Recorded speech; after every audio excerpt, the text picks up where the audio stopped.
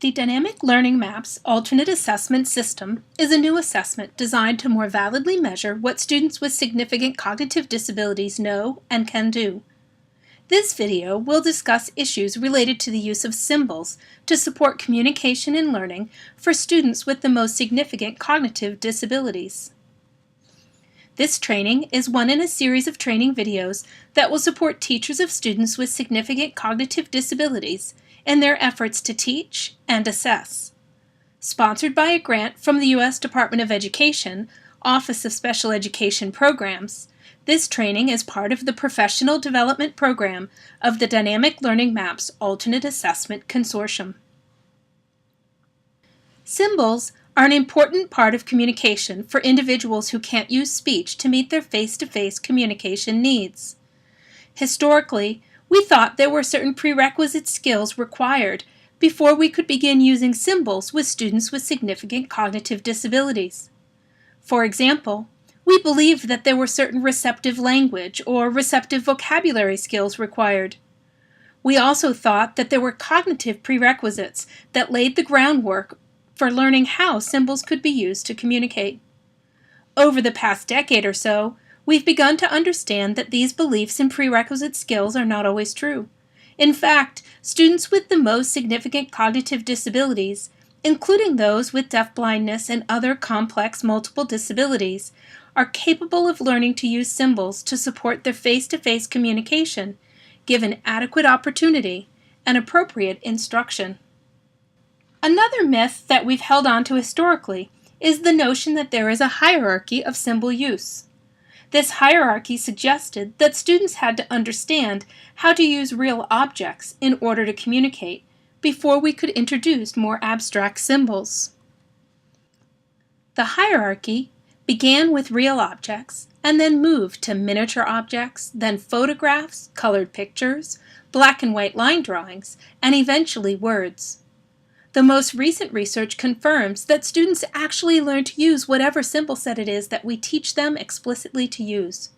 In other words, we don't have to begin with concrete objects and then work our way up the hierarchy. We can begin introducing symbols, and by using those symbols explicitly in our instruction each day, students can learn to use them over time. There are a number of things that we should consider when we're trying to think about which symbols we're going to use to teach students. For example, we need to have some understanding of what a student knows about communication. Does the student currently have an intentional means of communication using behaviors, gestures, speech, or other forms of symbolic language? Is the student still pre-intentional in his or her communication? For example, does the child smile to express pleasure or cry to express discomfort without quite understanding that smiling or crying are ways to communicate with others? Answers to questions like these guide the selection of symbols. It is also helpful to have some information regarding the student's receptive understanding of words and language in general. Receptive language understanding is not a prerequisite to the introduction of symbols. In fact, we can teach and support receptive language through the use of symbols. However, the decisions we make about which symbols to use could be influenced by a student's receptive vocabulary understanding. For example, we may choose symbols that represent concrete objects that we can help the student associate directly with the symbol, if we know that the student's receptive language is very limited. Similarly, we may choose symbols that reflect actions and activities that we can engage in with the student so that we can link the symbol with that action or activity rather than linking it only to a spoken word. In contrast, a student who has stronger receptive language skills can map new symbols onto known words without requiring the same level of physical interaction with an object, an action, or an activity. Information about the student's prior experience with symbols is also helpful. You might ask questions such as, has the student had meaningful opportunities to use symbols to communicate and interact with others? Has the student's experience with symbols been limited to mass trials focused on identifying or labeling the symbols? Has the student been in an environment where adults have intentionally modeled the use of symbols for communication in an ongoing way? If the student has had lots of exposure to symbols in non-communicative contexts, it may be that instruction must focus on correcting the misunderstandings that have been taught over time. If we want students to learn to use symbols to communicate and interact, we must provide them with extensive modeling of their use across contexts and purposes for communication. We can't lead them to believe that the goal is merely matching or identifying symbols when asked. Understanding the types of activities, people, and interactions that are most engaging for a student also influences our selection of symbols. Often, educators choose to start with symbols that represent basic functions like eat, drink, and bathroom. Unfortunately, these are rarely the things that have the most communicative value to beginning communicators. The truth is that most students with significant disabilities have had several years of learning that someone is going to get them something to eat and drink and take them to the bathroom. As a result, the reinforcing value of those types of symbols is pretty limited. Instead, we might choose a symbol that represents a favorite activity, object, or person. Even when we think we've selected symbols with reinforcing value, we have to model the use of the symbols and teach their meaning over time. We have to consider how much support is provided for symbol learning and use. We can't teach students to understand and use symbols in 1 or 2 sessions per week. Instead, the team must decide they are going to teach the meaning and use of symbols for communication and commit to modeling their use throughout the day. If there is only one person doing work on the symbols, it will be very difficult for the student to learn what the symbols represent and how they are used to communicate. We want to make sure that the setting offers multiple and varied opportunities for the student to learn and use the symbols that we're introducing. Across the day, the whole team must intentionally model the use of symbols and find opportunities to use and incorporate the symbols into their interactions with students. Each one of these things makes a difference in how quickly the student may come to understand symbols and choose to use them to communicate. When teaching symbols for communication, keep in mind that the long-term goal or purpose is language development. We aren't just teaching symbol identification or narrow forms of communication such as requesting. We want to support students in developing a full range of communicative functions so that they can be more successful in and out of school. Given this goal, we need to be prepared to use a well-organized set of symbols from the beginning. Presenting only a few symbols at a time may allow a child to communicate in a limited way more quickly, but a limited set of symbols severely restricts our ability to model the use of symbols as a means of communication. A well-organized set of symbols will allow us to demonstrate how they are used across a range of communication contexts and functions throughout the day. Returning each time to the same well-organized set of symbols and using them flexibly to communicate across the day supports communication development and language learning over time. Taking this approach means that we have to recognize the difference between the range of symbol-based communication functions we want to model for students and the symbols we expect them to use in their own communication. The immediate goal is not for students to use all of the symbols we've introduced functionally in their own communication, but for them to interact with others who are modeling symbol-based approaches to communication. Over time, we expect that students will begin to use more and more symbols for a wider range of communication purposes, but we have to recognize that that is not where we are starting. Often, when educators think about communication symbols, they think about communication boards that look something like this.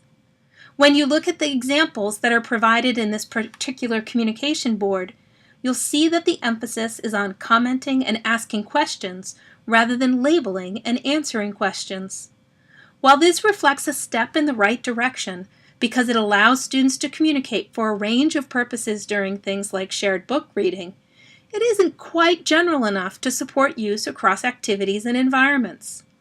Imagine taking the core words from this display.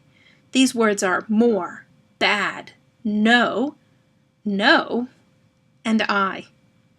And then Imagine including them in a well-organized set of vocabulary. Students and teachers could still use these words during shared book reading, but they'd be available during the rest of the day when a student might reply, "I know," when asked a question, or request more or no more during a particular activity. The point is that these flexible core words should be organized in a way that makes them accessible throughout the day and across contexts, rather than offering small sets that are specific to one activity or one context. There are many kinds of symbols that support communication. One type that is of particular importance when considering the needs of students with significant disabilities is the tactual symbol. Many students with complex multiple disabilities have severe visual impairments that make it impossible for them to process the kind of graphic symbol that you've seen thus far. While there are a number of commercially available tactual symbol sets, most of these sets are dominated by nouns. This makes it difficult for adults to model the use of the symbol for a range of communication purposes and limits the range of communication options available to the child. The symbols you're seeing now were created by the Center for Literacy and Disability Studies for a project involving students with the most significant disabilities, including deafblindness. The first column of symbols represents the words I, you, not, and why. The triangular shapes in the next two columns are all verbs: work, make, go, want, like, open, and read. And the final two columns represent descriptive words: bad, good, mad, sad, more, finished, happy, and funny. This is just a sample of the symbols that would be required to support communication across environments, but is intended to provide an example for teams to consider when trying to address the communication needs of all students. Symbols are used for a variety of purposes. In the context of the Dynamic Learning Maps project, they serve two primary purposes. First, they support communication, and second, to represent single words and concepts in the DLM assessment. You will find that answer choices in the DLM assessment are often supported by colored line drawings or symbols. In DLM, you will not find symbols used to support reading of words in connected text. It has become common practice to use symbols to support individual word reading in text, such as illustrated in this example. However, there is clear evidence to suggest that this practice makes it more difficult for students to learn to read. Look at this example. Can you read this sentence from a simple text when no words are provided?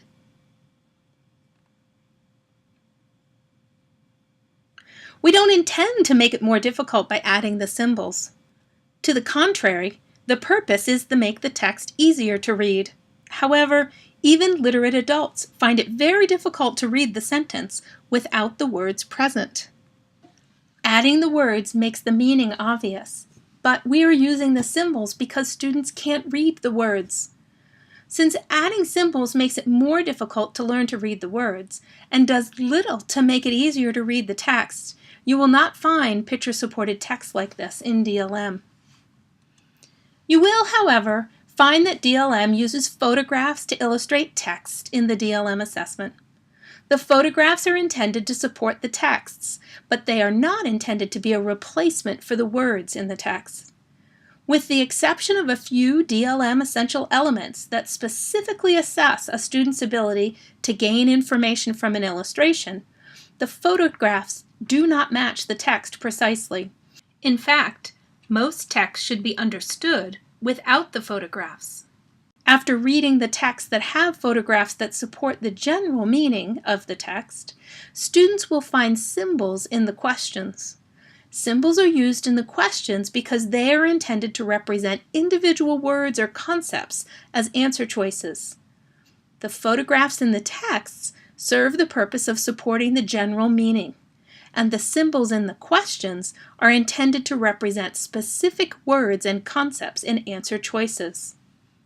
This is clearly just a very brief overview regarding symbols, but we hope it encourages you to think broadly about using symbols.